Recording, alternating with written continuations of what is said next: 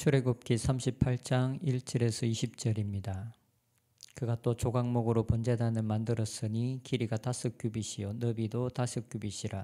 네모가 반듯하고 높이는 3규빗이며 그 네 모퉁이 위에 겉불을 만들되 겉불을 제단과 연결하게 하고 제단을 노스로 쌌으며 제단의 모든 기굿 곧 통과 부삽과 대야와 고기 갈고리와 불 옮기는 그릇을 다 노스로 만들고 제단을 위하여 녹그물을 만들어 제단 주위 가장자리 아래에 두되 제단 절반에 오르게 하고 그 녹그물 네 모퉁이에 채를 꿰 고리 넷을 부어 만들었으며 채를 조각목으로 만들어 노스로 싸고 제단 양쪽 고리에 그 채를 꿰어 매게 하였으며 제단은 널판으로 속이 비게 만들었더라.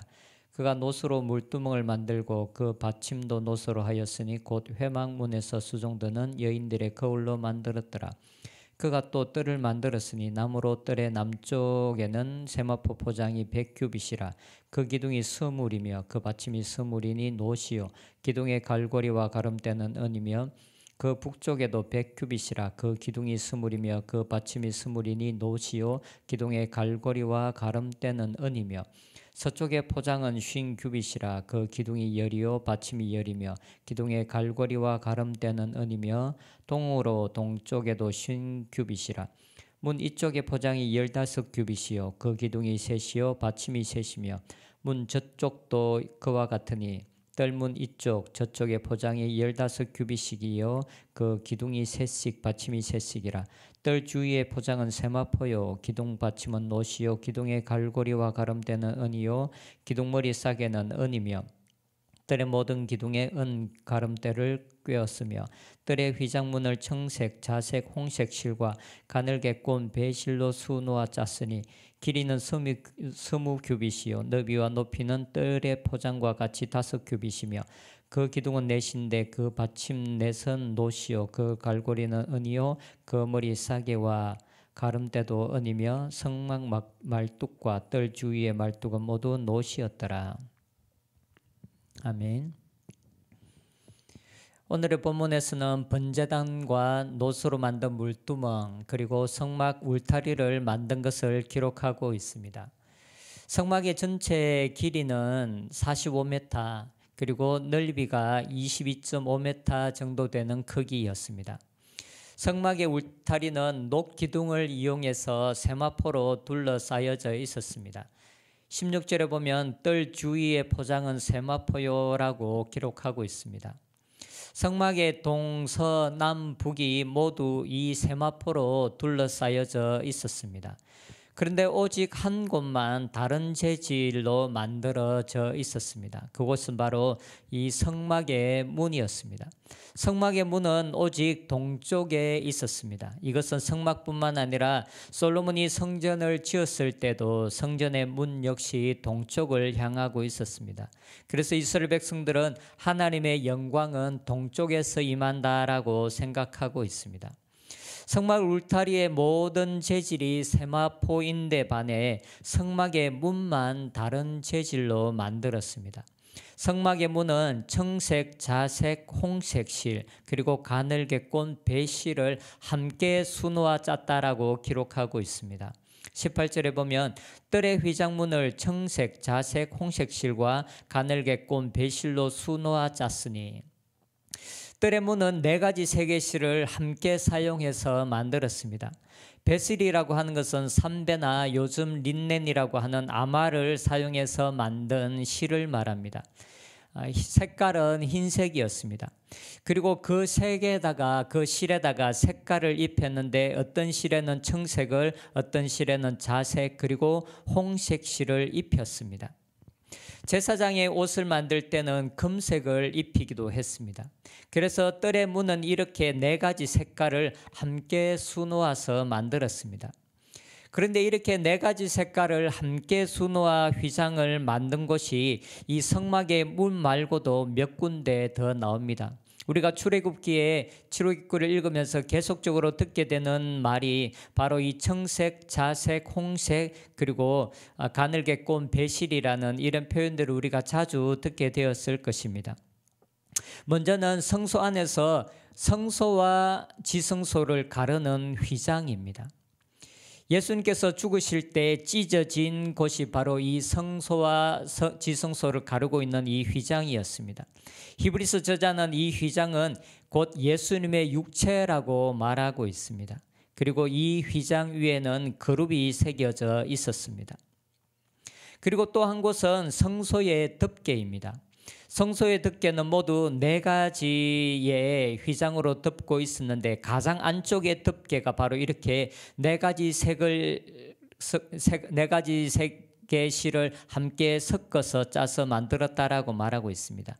그리고 이 덮개에도 그룹이 새겨져 있었습니다. 그리고 마지막으로 성소의 입구를 막고 있었던 휘장입니다. 이 휘장 역시도 4가지 색의 실을 함께 섞어서 만들었습니다.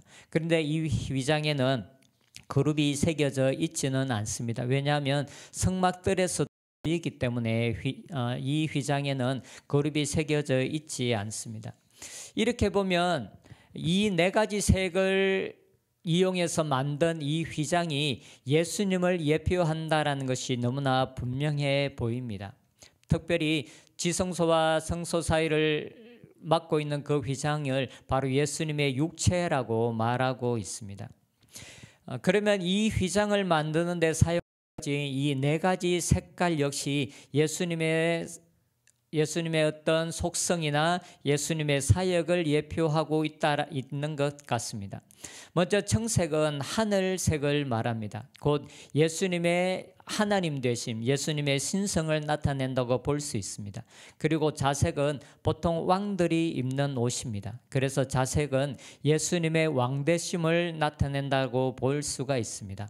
홍색은 피의 색이기 때문에 예수님의 죽으심을 보여줍니다. 그리고 배실은 인간이시지만 완전히 죄가 없으신 예수님을 나타낸다고 볼 수 있습니다. 그런데 이제까지 4가지 색으로 만든 이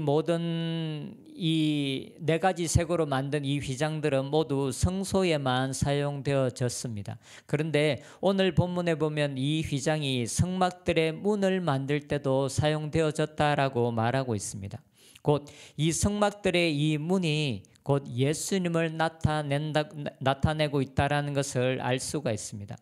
성막의 문은 동쪽에 있었습니다. 그런데 성막의 동쪽의 길이는 모두 22.5m였습니다. 그런데 그곳에서 동쪽 전체의 길이가 22.5m인데 문의 크기는 9m였습니다. 문의 크기가 9m라는 것은 엄청나게 넓은 문을 말합니다. 문이 넓다는 것은 구원으로 들어가는 문이 넓다라는 것을 의미하는 것이 아니라 이 문이 모든 사람들을 향하여서 열려져 있다라는 것을 의미합니다. 예수님은 분명하게 구원으로 인도하는 문은 좁고 그 길이 협착하다고 말하고 있습니다. 하지만 이 좁은 문은 어떤 특정 사람들에게만 제한되어서 열려져 있는 것이 아니라 어떤 유대인들에게만 열려져 있는 것이 아니라 이 세상의 모든 사람들을 향하여 열려져 있다라는 것을 나타내기 위해서 문의 넓이를 9m나 되는 엄청나게 넓은 문을 만들어 놓은 것 같습니다. 이 구원의 복음을 듣고 받아들이기를 원하는 모든 사람들에게 이 문은 열려져 있습니다. 누구든지 원하는 자들은 들어오라라고 초청하고 있습니다. 복음은 한 사람이 복음을 듣기 위해 어떤 삶을 살았는지에 대해서는 물어보지 않습니다. 그 사람이 이 세상의 관점에서 죄인으로 살았건 사람들이 볼 때는 좀 착한 것처럼 보이는 의인으로 살았건 상관없이 이 복음의 문은 모든 사람들에게 열려져 있습니다. 예수님이 이 세상에 계실 때도 죄인이라 일컬어지는 세리들과 창기들과 함께 계셨습니다. 복음은 모든 사람들에게 열려져 있는 것입니다. 예수님은 요한복음 10장에서 자신을 나는 양의 문이다라고 말씀하고 계십니다. 예수님께서 바로 문이십니다. 예수님을 통해서 우리는 구원의 문으로 들어갈 수가 있는 것입니다. 하나님께로 갈 수 있는 유일한 문이 바로 예수님 그분 자신을 통해서입니다.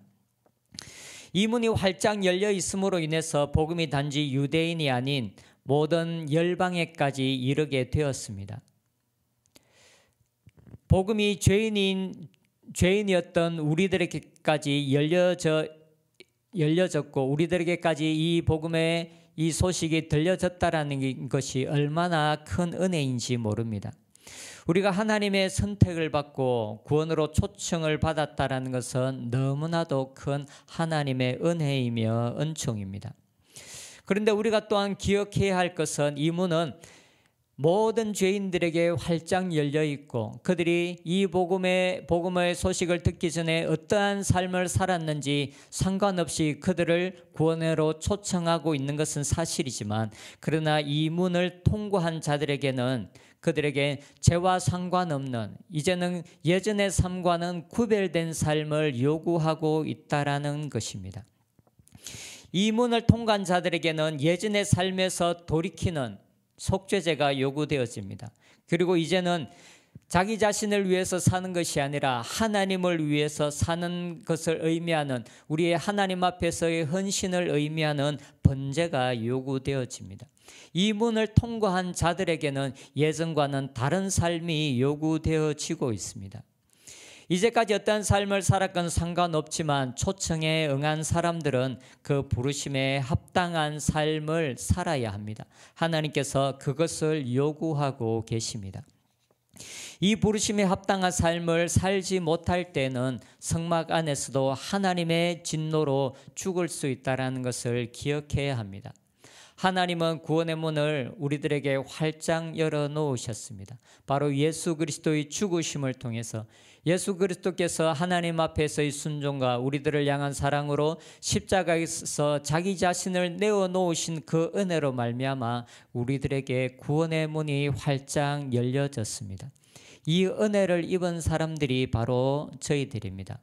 오늘 하루는 우리를 구원으로 초청하시고 우리에게 구원의 문을 활짝 열어놓으신 하나님의 은혜에 감사하고, 그리고 하나님의 은혜의 찬양으로 보답하는 오늘 하루가 되었으면 좋겠습니다. 이 땅에서 때로는 우리가 어렵고 힘든 삶을 살 수도 있습니다. 우리의 삶에 때로는 감사와 찬양이 멈출 때도 있습니다. 하지만 우리가 받았던 은혜를 다시 기억하고 우리 앞에 열려졌던 구원의 문을 우리가 다시 기억하며 우리들에게 들려졌던 구원의 그 소식을 기억한다면 우리의 마음에는 다시 감사와 찬양이 넘칠 수밖에 없습니다. 우리의 모든 것을 포기하더라도 우리가 얻어야 하는 것이 바로 이 구원이고, 그리고 구원의 문으로 들어가는 것입니다. 우리는 이미 세상에서 가장 값진 것을 얻은 사람들이 되었습니다. 그렇다면 감사와 찬양은 우리의 삶 속에서 멈출 수가 없는 것이 될 것입니다. 예수님의 피로 열어놓으신 이 구원으로 인해 오늘 하루 하나님께 감사와 찬양을 올려드리는 저희들이 되었으면 좋겠습니다. 기도하겠습니다. 하나님 감사합니다. 예수님의 죽으심으로 말미암아, 예수님의 은총으로 말미암아 우리들에게 구원의 문이 열려지게 되었습니다. 모든 사람들은, 목마른 모든 사람들, 하나님의 은혜가 필요한 모든 사람들에게 이 구원의 문이 활짝 열려져 있기 때문에 하나님 또한 저희들이 이 구원을 얻게 되었습니다. 하나님 감사합니다. 우리를 향하여 열어놓으신 이 은혜를 감사하고, 이 문을 열기 위해서 하나님 십자가에 죽으시기까지 순종하신 예수님의 그 사랑에 감사합니다. 우리의 마음속에 감사와 찬양이 끊이지 아니하고 하나님 앞에 올려드리는 삶을 살게 하여 주시옵소서. 이미 우리는 은혜를 입었고 은총을 입은 자들인데 하나님, 감사와 찬양이 우리의 입술 속에서, 우리의 삶 속에서 끊임없이 흘러나는 삶을 살아 하나님께 영광 돌리는 삶을 살게 하여 주시옵소서. 예수님의 이름으로 기도드립니다. 아멘.